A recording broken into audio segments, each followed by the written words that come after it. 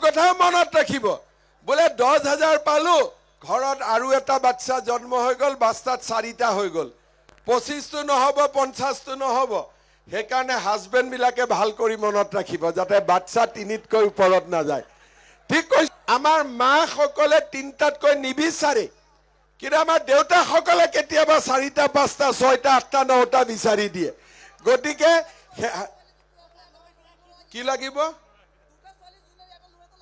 3টা হৈ গল আৰ 3 নম্বৰটো যদি আল্লাহ তোক লড়া নিদিয়াৰ কোৰ পৰা লড়া হব সেইকাৰণে মই কৈছো 3টা 2টা আৰু এটা আৰু যদি জজা হলটো 4টাও হৈ যাব ঠিক আছে এতিয়া 10,000 টকাটো পাব 10,000ৰ পিছত 25টো পাব আৰু 25,000টো ভালকৈ খৰচ কৰিলে আমি মহিলা সকলক 50,000 টকালৈকে দিম আজি আপোনালোকে লিখি লওক কথা মনত ৰাখিব বোলে 10,000 পালো ঘৰত আৰু এটা বাচ্চা জন্ম হৈ গল বাস্তাত 4টা হৈ গল 25টো নহব 50টো নহব সেইকাৰণে হাজবেণ্ড বিলাকে ভাল কৰি মনত ৰাখিব যাতে বাচ্চা 3তকৈ ওপৰত না যায় ঠিক কৈছে আমাৰ মা সকলে 3টাতকৈ নিবিচাৰে কিন্তু আমাৰ দেউতা সকলে কেতিয়াবা 4টা 5টা 6টা 8টা 9টা বিচাৰি দিয়ে গতিকে কি লাগিব 3টা হৈ গল আৰ 3 নম্বৰটো যদি আল্লাহ তোক লড়া নিদিয়াৰ কোৰ পৰা লড়া হব সেইকাৰণে মই কৈছো 3টা 2টা আৰু এটা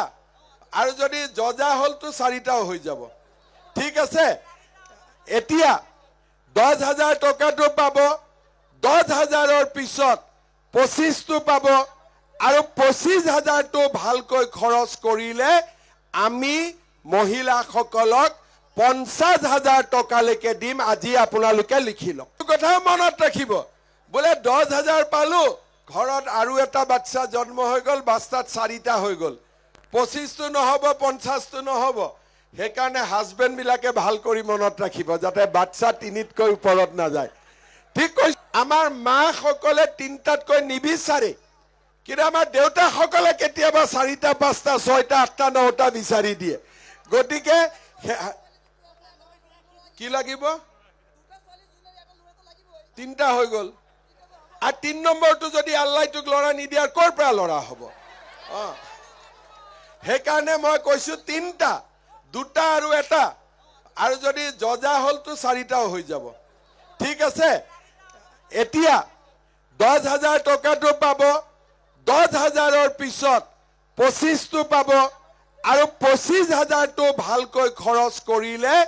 আমি মহিলা সকলক 50,000 টকালৈকে দিম আজি আপোনালোকে লিখি লওক